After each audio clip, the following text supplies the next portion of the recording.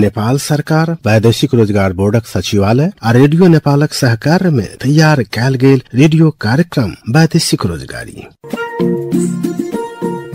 नमस्कार, वैदेशिक रोजगारी कार्यक्रम में हार्दिक स्वागत है। अपने सभी कार्यक्रम रेडियो नेपालक बर्दिवास जितपुर FM स्टेशन आ इंटरनेट में www.radionepal.gov.np से हरेक रवि दिन संध्या काल 5:30 बजे सुनैत आबि रहल छी। व्यावसायिक उपयुक्त सुरक्षित मर्यादित एवं व्यवस्थित रोजगारी मात्र आजुक आवश्यकता थिक। एहि के लेल आधिकारिक निकाय सभक महत्वपूर्ण सूचना संदेश आ आंतरिक तथा बाह्य श्रम रोजगार क्षेत्रक विभिन्न गतिविधि अनुभव आ प्रेरक प्रसंग सभक जानकारी प्रदान करबाक लेल ई कार्यक्रम तैयार कैल गेल अछि।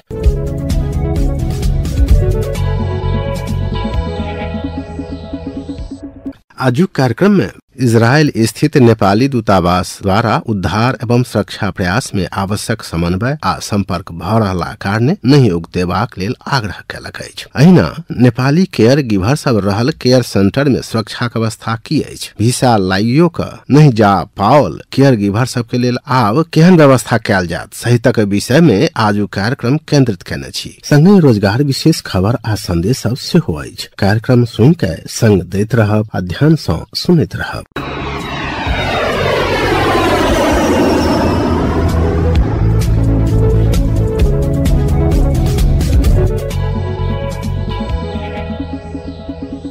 आब सुनू समाचार मूलक गतिविधि। सुना रहल छथि नेहा झा। एहि बीच इजरायल में विकसित पछिलका घटनाक्रम के कारण दुविधा में पड़ल नेपाली सबके आवश्यक जानकारी सहयोग आ सहजीकरण करबाक लेल सरकार इजरायल स्थित दूतावास, परराष्ट्र मंत्रालय आ श्रम मंत्रालय तोकल गेल कर्मचारी सबके संपर्क नंबर सहित उपलब्ध करा क अधिक से अधिक संपर्क में रहल लेल सहज केलक अछि। शनि दिन एम्हर जारी द्वंद्व प्रभावित क्षेत्र से संपर्क में आयल संपूर्ण नेपाली सबके सुरक्षित बनेबाक प्रयास भ रहल अछि। इजरायल में निधन भेल नेपाली के शव यथाशीघ्र स्वदेश लाबा लेल, घायल सबके इलाज के लेल संपर्क विहीन भेल सबके तत्काल खोजी करबाक लेल, असहज परिस्थिति में पड़ल नेपाली सबके उद्धार एवं सुरक्षित स्थान में स्थानांतरण करबाक लेल तथा स्वदेश फिरती के इच्छा राख वाला नेपाली के तत्काल फिरती के लेल भ रहल प्रयास के संबंध में हम सब इजरायल स्थित नेपाली दूतावास के प्रथम सचिव अर्जुन घिमिरे के पूछने छी। नेपाल सरकारले उहाँहरूलाई चाहिँ यहाँबाट अहिले तत्कालका लागि स्टुडेन्टलाई चाहिँ हामीले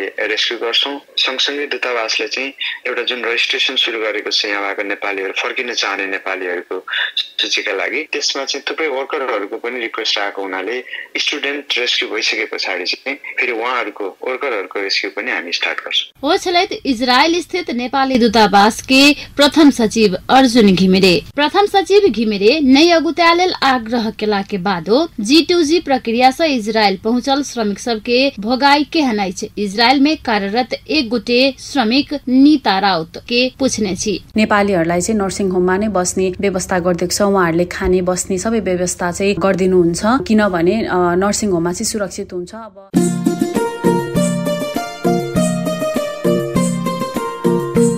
वैदेशिक रोजगार बोर्ड सचिवालय सहकार में तैयार कैल गेल ई कार्यक्रम सरकार वाला निकाय आ वैदेशिक रोजगारी में रहल नेपाली श्रमिकक सूचना आ आधिकारिक जानकारी के माध्यम बन सके।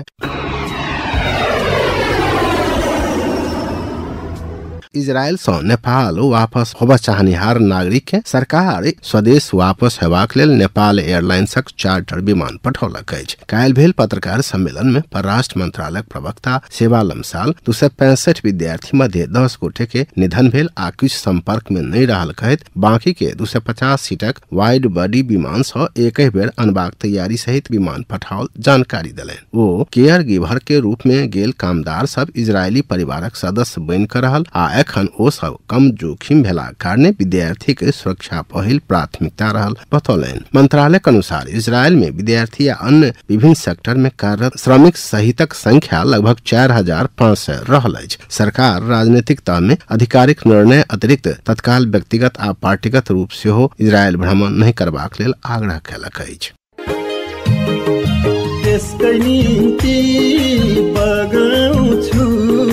पसीना र खुन पुग्यो मलाई श्रम बेची परदेशी हुन विपत्तिमा मातृभूमि खोज्दो रहेछ मन, बोला हुन्जेल मात्रै रहेछ विदेशको धन।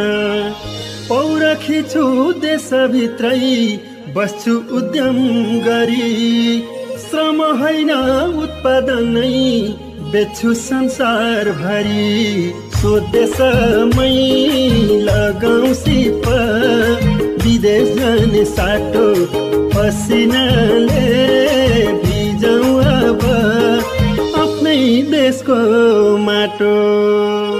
वैदेशिक रोजगार बोर्डको सचिवालय।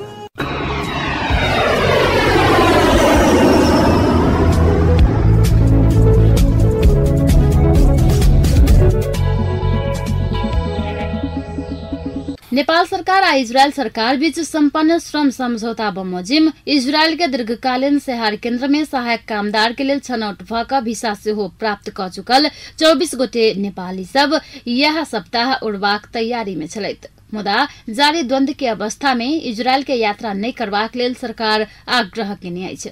केयर गिभर के लेल आवश्यक प्रक्रिया पहुंचा कर ज्या के लेल छनौट भेला के बादो उम्हर तत्काल मांग नहीं भेला पर वीजा नहीं लागल छल। मुदा वीजा लगला के बाद पावन के समय में भेला पर भी ज्या के लेल तैयार भेल 24 गोटे नेपाली सबके ई घटना अन्योलता में राख देनी अछि। ओना त एहन अवस्था में जाकर काज कर से बेसी अपन जान बचाव बड़का बात अछि। इजरायल के शांति सुव्यवस्था सामान्य भेला के बाद मात्रे वैदेशिक रोजगार संबंधी काज आगू बढ़त श्रम मंत्रालय से निर्णय केने अछि। इजरायल में केयर गिभर भक काज कर रहल श्रमिक सब स्वदेश वापस होब चाहला पर हुनकर सबके रोजगारी के की हैत कि बाद में पुनः समझौता अनुसार काज कर जा सकैत अछि। हम सब मंत्रालय के सहसचिव एवं रोजगार व्यवस्थापन महाशाखा के प्रमुख राजीव पोखरेल संग बातचीत केने छी। आवाज हामीले चाहिँ अहिलेको अवस्थामा अप्ठ्यारो परेर फर्किने मान्छेहरूलाई पछि पुनर्स्थापना त्यहाँ गरिदिनु पर्छ भनेर पहल गर्न सक्ने भयौं गर्छौं।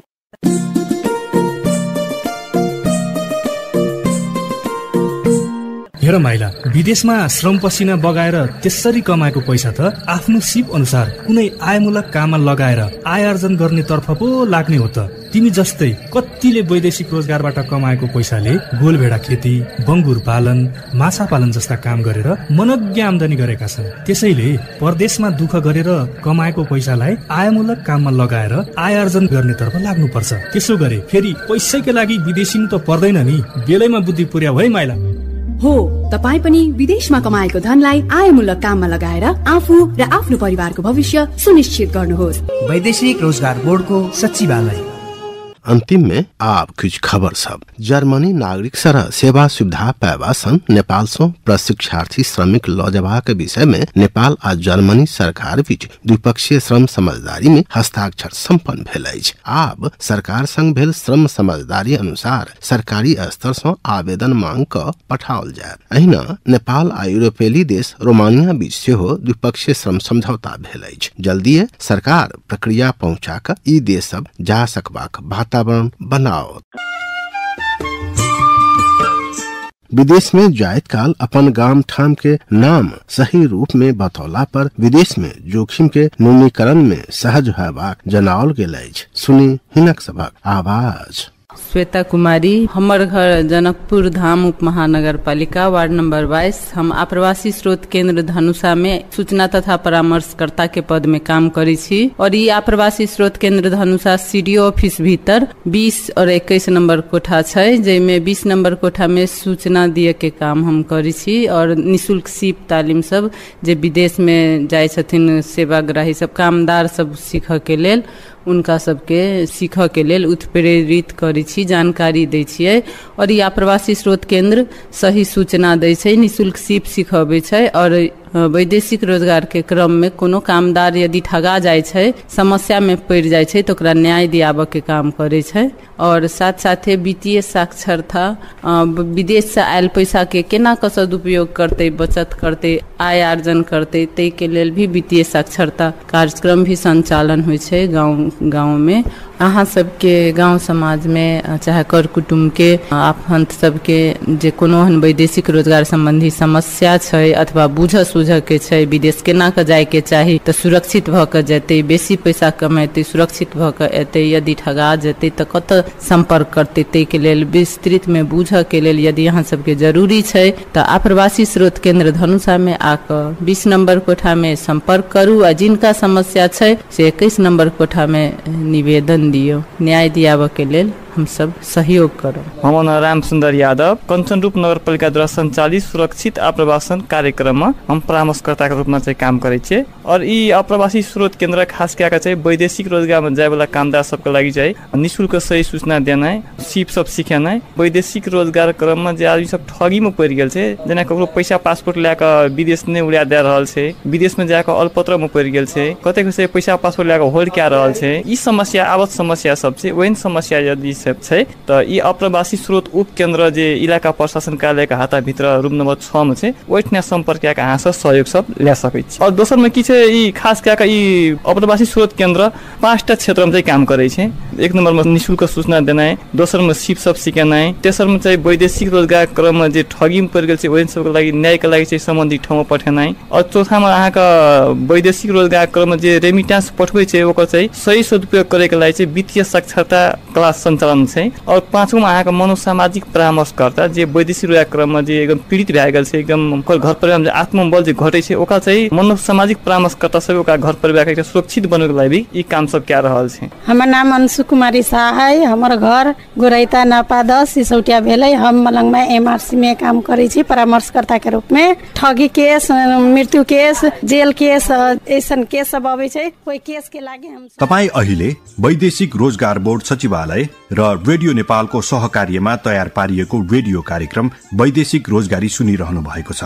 यो कार्यक्रम रेडियो नेपालको केन्द्रीय प्रसारणबाट हरेक हप्ताको बिहीबार बिहान 7:25 मा सुन्न सकिन्छ। साथै प्रादेशिक प्रसारण केन्द्र मध्य प्रदेश बर्दिवासबाट आइतबार 5:30 बजे मैथिली भाषामा समेत सुन्न सकिन्छ।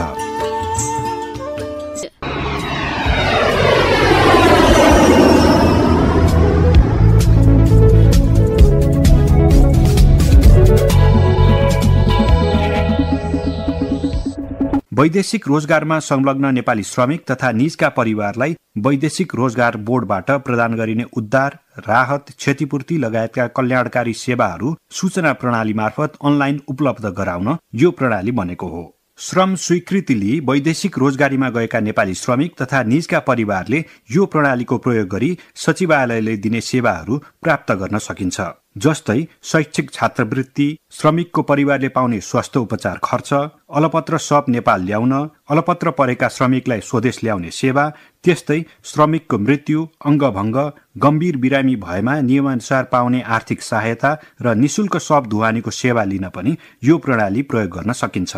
यसबारे अझै बुझ्न चाहनुहुन्छ भने श्रम मन्त्रालयमा रहेको श्रम कल सेन्टरको 1141 मा निशुल्क कल गर्न सक्नुहुनेछ।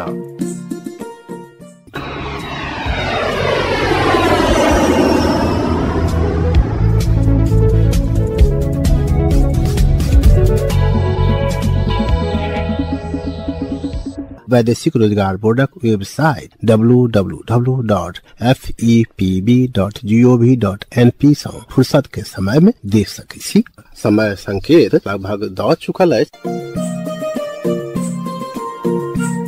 दोसर सप्ताह से हो वैदेशिक रोजगार संबंधी सामग्री सब सुनब। ई कार्यक्रम अपने सब रेडियो नेपाल प्रादेशिक प्रसारण केंद्र बर्दिवास सँ रवि दिन साँझ 5:30 बजे मैथिली भाषा में सुन सकैत छी। कार्यक्रमक सामग्री एतबे। ई कार्यक्रम वैदेशिक रोजगारी रेडियो प्रोग्राम नामक यूट्यूब चैनल सँ सेहो सुन सकैत छी। दोसर सप्ताह पुनः श्रम रोजगारक विविध सामग्री लऽ कऽ उपस्थित हेबे करब। आजुक कार्यक्रम सँ प्राविधिक मित्र कमल साहक संगे सहकर्मी नेहा झा आ कार्यक्रम संयोजक अरविंद मिश्र के आज्ञा देल जाय। नमस्कार।